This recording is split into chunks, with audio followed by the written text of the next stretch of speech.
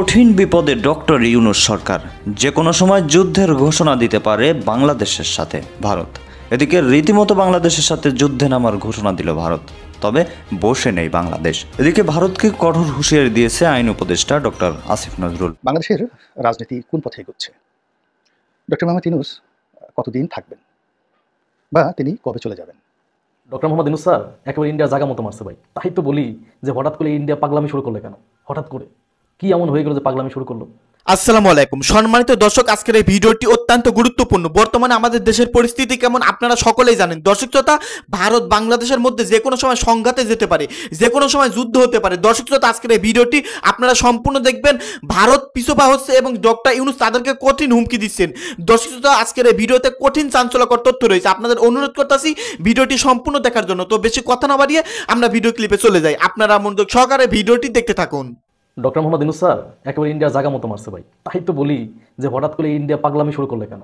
হঠাৎ করে কি এমন হয়ে গেল যে পাগলামি শুরু করলো? কিন্তু আজকে সেন দেখলাম পাগলামির আসল রহস্য, যে কেন ইন্ডিয়া পাগলামি শুরু করলো। ভাই আমি পুরাই অবাক হয়ে গেছি। আপনারা তো খেয়াল করছেন, চিন্ময় কৃষ্ণ গ্রেপ্তার হওয়ার আগে রংপুরে বিশাল বড় একটা সমাবেশ করছিল, মনে আছে আপনাদের? হ্যাঁ, দেখেন তো, গ্রেপ্তার হওয়ার আগে কিন্তু রংপুরে একটা সমাবেশ করছিল। রংপুরে সমাবেশটা কেন করলো? এই গোলাবাই জানতে হইলে আগে শুনে নেন বলি। রংপুরে সমাবেশ করার পিছনে কারণ আছে ভাই।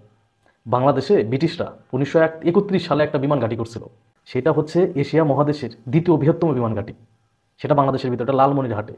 ওই যে ইন্ডিয়ার যে শিলিগুড়ি করিডোর আছে না, চিকেন নেক মানে টুনটুনি আর কি, একেবারে টুনটুনির মনে করেন যে 12 কিলোমিটার, 12 থেকে 15 কিলোমিটার দূরত্ব মাত্র সেই বিমান ঘাঁটির। এতদিন তো সেই বিমান ঘাঁটি বন্ধ ছিল। ডক্টর মোহাম্মদ ইউনূস স্যার এসেই সেই বিমান ঘাঁটি কার্যক্রম শুরু করছে, ওটা আবার চালু করবে, যেটা কিনা এশিয়া মহাদেশের দ্বিতীয় বৃহত্তম। চিন্তা করছেন? এইটাই তো ইন্ডিয়ার মাথা ব্যথার কারণ, যে তার শিলিগুড়ি করিডোরের সাথে কেন বিমান ঘাঁটি হবে?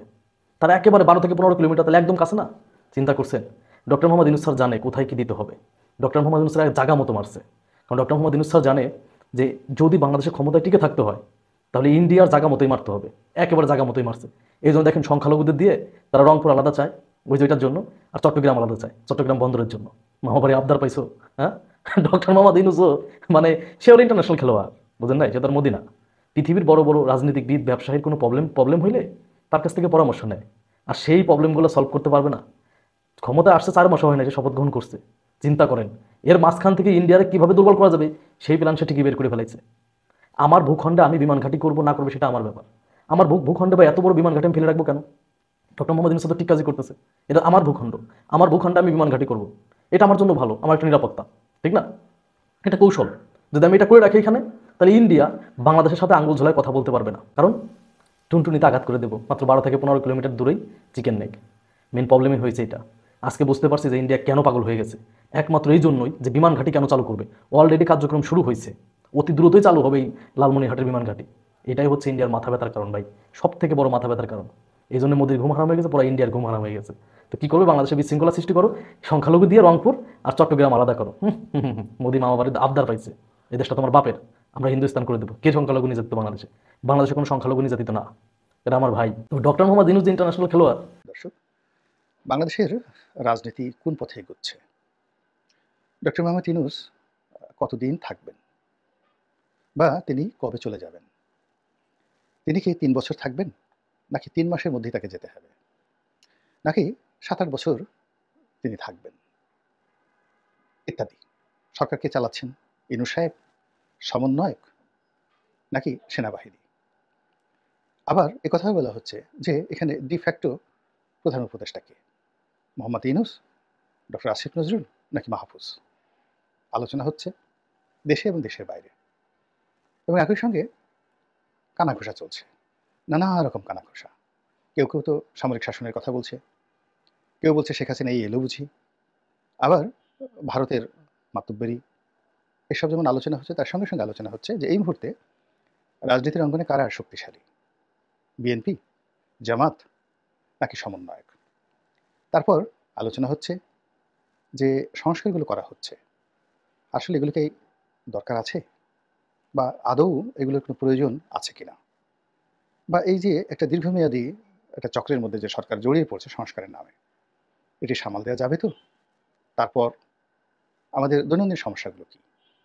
এই সমস্যাগুলো সরকার কি বুঝতে পারছে যে ব্যাংকিং অবস্থা ভালো নয়, ব্যবসা বাণিজ্যের 12টা বেজে গেছে, এবং মানুষের পেটে যখন খাবার না থাকে, কারো কাজকর্ম না থাকে, তখন আপনি তাকে যতই স্বর্গের কথা বলেন, জান্নাতের কথা বলেন, হুরের কথা বলেন, পরীর কথা বলেন, ওসব না শুনে সবার আগে বলে যে ভাত দে হারামজাদা, আগে খাবার দে। এখন গত এই একটা বছর ধরে সত্যিকার অর্থে যে অস্থিরতার মধ্যে আমরা কাটাচ্ছি, শারীরিক, মানসিক, অর্থনৈতিক, এটার একটা একেবারে প্রান্ত সীমায় চলে এসেছে। এবং চলে আসার পরে যখন এই যে এখন সরকারের যারা কর্তা ব্যক্তি রয়েছেন, তারা যে সকল কথাবার্তা বলছেন, সে সকল কথাবার্তা আমাদের মনেও শান্তি দিচ্ছে না। তাদের আচার আচরণ, চাল চলন, কথাবার্তা, অঙ্গভঙ্গি থেকে শুরু করে যা কিছুই করছেন, আমাদের চোখে এগুলো তৃপ্তি দিচ্ছে না, বরং তারা অনেকে আমাদের ইতিমধ্যে চক্ষুশূল হয়ে পড়েছেন। তাদের অনেককে দেখলে মনে হয় মেজাজ গরম হয়ে যায়। অনেককে দেখলে ভীষণ রকম কিছু কথা বলতে ইচ্ছা করে, যেগুলো পিতামাতা আমাদেরকে শেখায়নি। এরকম কিছু ঘটনাগুলো ঘটছে, বিশৃঙ্খল হচ্ছে। আর এর ফাঁকে সেই যে প্রাচীন যে কৃষ্টি এবং কালচার, সেটা হলো যে কোনোর জন্য, যে কোনো কিছুর জন্য নন্দ ঘোষকে দায়ী করো, যত ঘোষ নন্দ ঘোষ। আর চুরি যে করেছে, কেষ্ট বেটাই চুরি করেছে। তো এখন সরকারের মধ্যে সবাই ডক্টর আসিফ নজরুলের প্রতি বিরক্ত। তাকে পয়েন্ট আউট করে সরকারের ভেতরে, সরকারের বাইরে, রাজপথে সব জায়গাতে বিষোদ্গার ছড়ানো হচ্ছে। আবার আরেকটা গ্রুপ উপদেষ্টাদের মধ্যে মাহফুজ যিনি আছেন, তাকে লক্ষ্য করে, উদ্দেশ্য করে রীতিমতো নানা রকম ট্রল করছেন। কেউ কেউ বলার চেষ্টা করছেন যে তিনি নাটের গুরু, তিনি মাস্টার মাইন্ড, তিনি ডক্টর মোহাম্মদ ইউনূসকে চালাচ্ছেন এবং তার কারণেই এত সব হচ্ছে। আবার বাইরে যারা আছেন, রাজপথে যারা আছেন, তাদের মিশ্র প্রতিক্রিয়া। বলছে যে শেখ হাসিনা এখনও কলকাঠি নাড়ছেন। আওয়ামী লীগের যারা লোকজন পালিয়ে আছেন, রাজা, মন্ত্রী, এমপি, রায় বাহাদুর, খান বাহাদুর যারা ছিলেন, তারা কলকাতাতে বসে, দিল্লিতে বসে, তারপরে আরবে বসে, আমেরিকাতে বসে তারা কলকাঠি নাড়ছেন। আর তাদের যারা দোসর রয়েছেন প্রশাসনে, প্রশাসনের বাইরে, ব্যবসা বাণিজ্যে, সব জায়গাতেই এগুলো সব একসঙ্গে কাক্কা হাওয়া করে উঠছে আর ইউনূস সরকারকে বিপদে ফেলছে। আবার এক পক্ষ বলার এই কথা যারা বলছেন, তাদের আবার প্রতিপক্ষ বলছে যে তাহলে বিএনপি কী করছে, জামাত কী করছে, দেখো দেখো দেখো, 15 বছর আওয়ামী লীগ তো চালালো, এখন 100 দিনও হয়ে সারতে পারলো না। বিএনপির যারা লোকজন আছে, চাঁদাবাজি, দখলবাজি, জুলুম, অত্যাচার, তারপর সে বাহাদুরি, দাপট দেখানো, কি না হচ্ছে বাংলাদেশে, কারা করছে? বিএনপি করছে। এখন কোনো কিছু হওয়ার আগেই যদি এরকম হয়, মানে ক্ষমতা পেল না, এখনই তারা এত কিছু দেখাচ্ছে, যদি ক্ষমতা তারা পেয়ে যায়, তাহলে না জানি আমাদের কি করবে, আমাদের টুটি চেপে ধরবে, হলকুম চেপে ধরবে এবং বলবে আগামী 20 বছর প্রথমত তোরা কথা বলতে পারবি না, ফার্স্ট থিং। তো এখন এই জিনিসগুলো নিয়ে আলোচনা হচ্ছে, ভীষণ রকম আলোচনা হচ্ছে। এবং বিএনপিকে যারা ক্ষমতায় দেখতে চেয়েছিলেন, আশা করেছিলেন, তারা এখন বিএনপিকে ভয় পাচ্ছেন, বিশেষ করে আমলাতন্ত্র, আরও বিশেষ করে বলতে গেলে সামরিক বাহিনী এবং জুডিশিয়ারি, বিচার বিভাগ এবং সামরিক বাহিনীতে ভীষণ রকম নেতিবাচক একটা প্রতিক্রিয়া তৈরি হয়ে গেছে। তারা চিন্তা করছে যে জনারণ্যে সাধারণ মানুষের মধ্যে যদি এই ঠিক 1 সপ্তাহের মধ্যে, শেখ হাসিনার পতনের 1 সপ্তাহের মধ্যে যদি এই ঘটনা তারা ঘটাতে পারে, তাহলে ক্ষমতায় আসলে এরা যত কথাই বলুক না কেন, 1/11 সময় যা যা করা হয়েছে এর সব কিছু তারা কড়ায় গণ্ডায় হিসাব নেবে। এবং ইতিমধ্যে পুলিশে তারা দেখেছে যে যারা বিএনপি পন্থী ছিলেন, তারা হঠাৎ করে কীভাবে ফিরে এলেন ম্যাটিকুলাসলি, এবং কাউকে চোখ বোঝার কোনো সুযোগ না দিয়ে। 2 নম্বর হলো কারা ফিরে এসেছেন, যাদের বিরুদ্ধে বিস্তর অভিযোগ ছিল এবং কোনো অবস্থাতেই রেপুটেশন ছিল না। এই লোকগুলো একেবারে রাজার বেশে ফিরে এসে তারা একেবারে যত কাঙ্ক্ষিত পদ পদবিগুলো আছে সেগুলো তারা দখল করে বসেছে।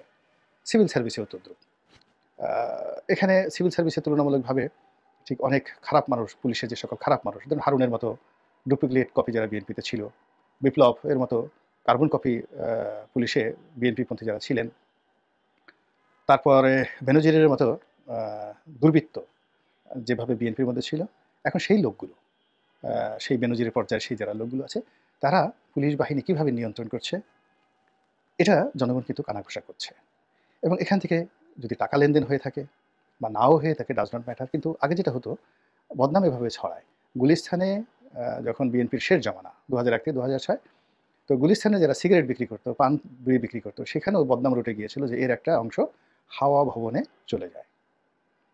এখন ওই বিষয়গুলো কিন্তু মানুষের মনে রয়ে গেছে। মানুষ কুৎসা শুনতে পছন্দ করে, সত্যের ধারা কাছে যায় না, মিথ্যা কথা তাদের কাছে খুব ভালো লাগে। এটা হলো আমাদের চরিত্র। তো সেই দিক থেকে এখন পুলিশ বাহিনী, সিভিল সার্ভিসে যে সকল প্রাইস পোস্টিং হয়েছে দলীয় ভিত্তিতে এবং খুব দ্রুততার সঙ্গে, তো সবাই বলার চেষ্টা করছে এটা তো এমনি এমনি হয়নি বাপু, আমরা ডাল ভাত খাই, ডাল ভাতের সঙ্গে আবার আমরা একটু কাঁচামরিচ খাই, পেঁয়াজ খাই, আচার খাই। তো কাজে আমাদের এই দেশে বিনা পয়সায় বিনা কিছুতে কোনো ঘটনা ঘটে না।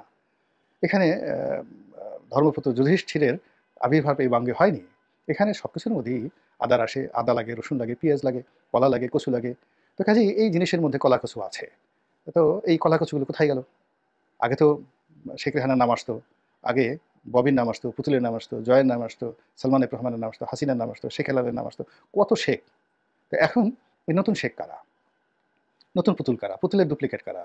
এই নতুন পুতুলের জামাই মাসরুরকে, নতুন বিআই মুশারফকে? এই জিনিসগুলো মানুষ খোঁজার চেষ্টা করছে।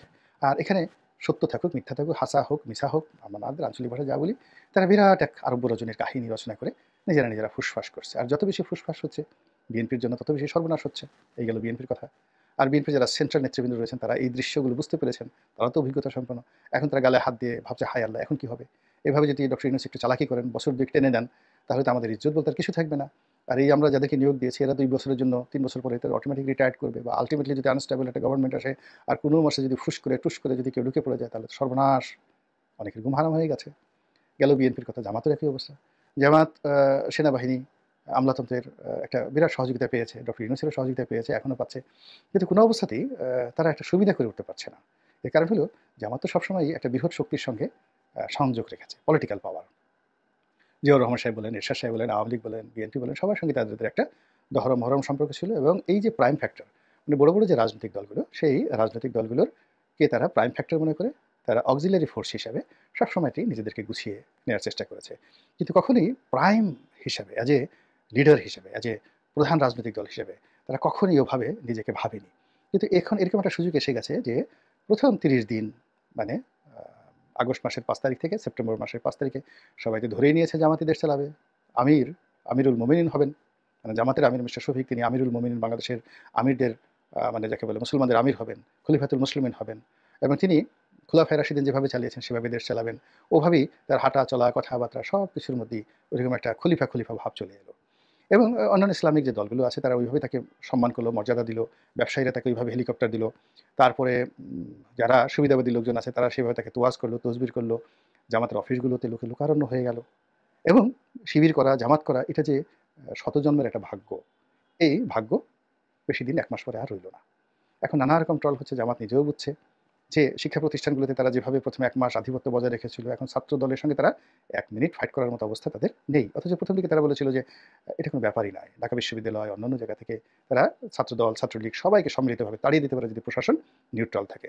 তো এখন প্রশাসন সব কিছু নিউট্রাল, তাদের পক্ষে আছে, জনমতের একটা ভাব আছে, কিন্তু তারা এই ছাত্রদলকে সরাসরি চ্যালেঞ্জ জানানোর মতো অবস্থা এখন নেই। এখানে শিবির অনেক ক্ষেত্রে মাহরুম হয়ে গেছে এবং কোনো জায়গাতে কিন্তু মারামারি হয়েছে। মারামারির ফলাফল যে সব শিবিরের পক্ষে গেছে তা কিন্তু নয়। গেল এদের অবস্থা। জাতীয় পার্টি অন্যান্যবারের মতো যেভাবে সুযোগ নেওয়ার চেষ্টা করেছিল, এভাবেও তারা সুযোগ নেওয়ার চেষ্টা করেছে।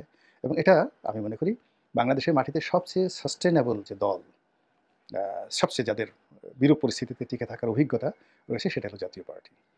তো সেই জাতীয় পার্টি প্রথমে তারা অতীতের মতো নেগোসিয়েশন করেছিল, মধ্যে মাসখানেক খুবই বিপদে ছিল, তাদের অফিস আক্রমণ হয়েছে, জিএম কাদের সাহেবকে টার্গেট করে বিভিন্ন কথাবার্তা বলা হয়েছে, তাদেরকে বিভিন্ন জায়গায় অ্যাবান্ডন করা হয়েছে, জাতি দেওয়া হয় না। কিন্তু গত এই 15 দিন হলো তারা আবার স্বরূপে ফিরে এসেছে, খুবই গুরুত্বপূর্ণ হয়ে পড়েছে। তারা সংস্কার কমিটির নেতাদের সঙ্গে দেখা করেছেন, এখন ঘন ঘন সংবাদ সম্মেলন করছেন। জিএম কাদের সাহেব আবার এসে তিনি রাজনৈতিক সবক দিচ্ছেন এবং তিনি আশ্চর্যের ব্যাপার আওয়ামী লীগের পক্ষে কথা বলছেন এই সময়টিতে, এবং বীরের মতো।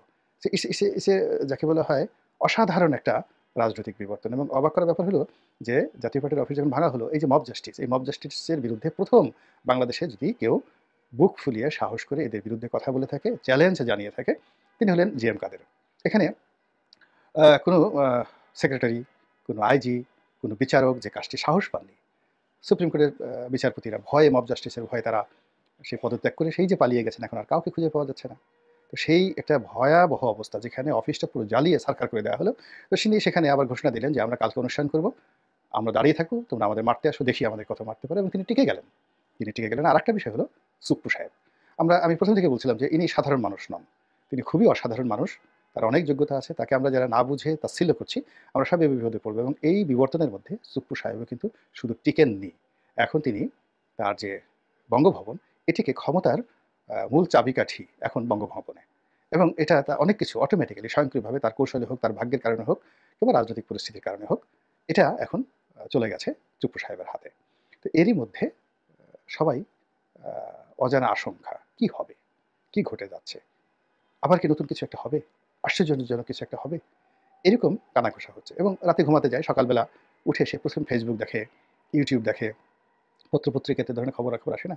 এবং যারা বিভিন্ন গুজব ছড়ায় বা যারা বিভিন্ন রাজনৈতিক বিশ্লেষণ করে, ইউটিউবে বিভিন্ন কথা বলে, সেখানে দেখে ভারত কী করলো, ভারতের কোনো কথা আছে কিনা, নরেন্দ্র মোদীর কোনো কথা আছে কিনা, শেখ হাসিনা কোনো কল রেকর্ড ফাঁস হলো কিনা, তারপর এমনকি আওয়ামী লীগের যারা লোকজন বিদেশে কোনো বিবৃতি দিল কিনা, ডক্টর ইউনূসের অবস্থা কি, চেহারা কেমন, তার মুখে হাসি আছে কিনা, আসিফ নজরুল কী বললো, এই বিষয়গুলো নিয়ে না প্রত্যেকটা মানুষ ভীষণ রকম একটা ব্যস্ত সময় পার করছে।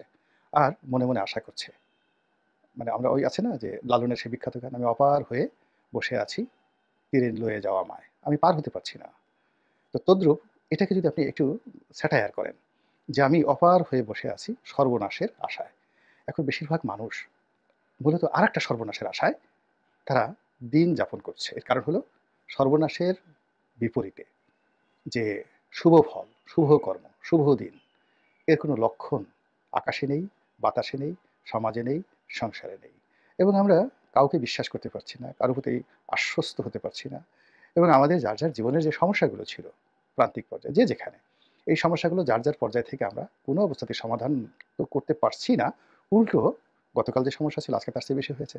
সেটা দ্রব্যমূল্য বলেন, সেটা অর্থের অবমূল্যায়ন বলেন, সেটা কর্মসংস্থান বলেন, মিল কারখানা ফ্যাক্টরির কথা বলেন, শ্রমিক অসন্তোষের কথা বলেন, ছাত্র অসন্তোষের কথা বলেন, শিক্ষাক্ষেত্রে যা কিছু হচ্ছে সব মিলিয়ে নাথিং গুড নিউজ। আর যখন এরকম একটা পরিস্থিতি হয় তখন মানুষ অলীক কল্পনা করে এবং আমরা সেই অলীক কল্পনায় এখন ভাসছি। আল্লাহ আমাদের সবাইকে হেদায়েত। সম্মানিত দর্শক মন্ডলী, আপনারা বিস্তারিত ভিডিওতে দেখতে পারলেন চাঞ্চল্যকর তথ্য। দর্শক শ্রোতা, আমাদের বাংলাদেশ এবং ভারত সীমান্তে যতই দিন গড়াচ্ছে ততই এই সীমান্তগুলি উত্তপ্ত হয়ে যাচ্ছে। দর্শক শ্রোতা, আজকেও ভারত সেখানে তাদেরকে সীমান্তরক্ষী বাহিনী আরও বাড়িয়েছেন। দর্শক শ্রোতা, এই দুই দেশের মধ্যে সংঘাতে যাওয়ার সম্ভাবনা সবচেয়ে বেশি। সেনাপ্রধান ওয়াকারুজ্জামান বাংলাদেশ সেনাবাহিনীকে প্রস্তুত থাকার আহ্বান জানিয়েছেন যে কোনো বিষয়। দর্শক শ্রোতা, এবং ডক্টর ইউনূস কিন্তু পিছপা হচ্ছে না। ভারত যতই ষড়যন্ত্র করুক, ডক্টর ইউনূস অন্তর্বর্তীকালীন সরকার তাদেরকে কঠিন হুমকি দিয়েই যাচ্ছে এবং এর বিরোধিতা করেই যাচ্ছে। দর্শক শ্রোতা, এর মোকাবিলা করেই ছাড়বে, বাংলাদেশ কখনো মাথা নত করবে না। যাই হোক, আজকের এই ভিডিওতে চাঞ্চল্যকর তথ্য পেলেন। তো এই সম্পর্কে যদি আপনাদের কোনো মতামত থেকে থাকে, ভিডিওর কমেন্ট বক্সে অবশ্যই ঝটপট জানিয়ে দিবেন। ভিডিওর সঙ্গে সম্পূর্ণ আকারে থাকার জন্য আপনাদের সকলকে অসংখ্য ধন্যবাদ।